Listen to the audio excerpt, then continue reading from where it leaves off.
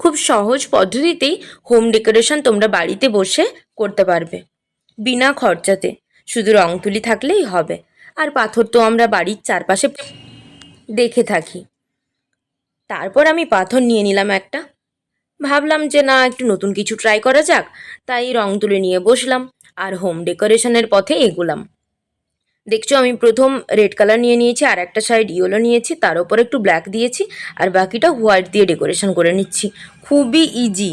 আর এই পাথরটা যখন রেডি হয়ে যাবে, রেডি হওয়ার পরে বাড়ির কোনো কোণাতে বা কোনো ডেস্কের ওপরে একটু সাজিয়ে রাখবে, তখন দেখবে একটা আলাদাই লুক দিচ্ছে। আজকের আমার এই ভিডিও প্লাস আইডিয়াটা তোমাদের কেমন লাগলো প্লিজ কমেন্ট করে জানিও। আর ভিডিওটা ভালো লেগে থাকলে like, comment, share and subscribe. আজকের মতো টাটা, দেখা হচ্ছে পরের কোনো ভিডিওতে। আর যদি কিছু ভালো লেগে থাকে তাহলে কিন্তু অবশ্যই সাবস্ক্রাইব করতে হবে। আর কেমন ভিডিও দেখতে চাও সেটাও জানাতে ভুলো না।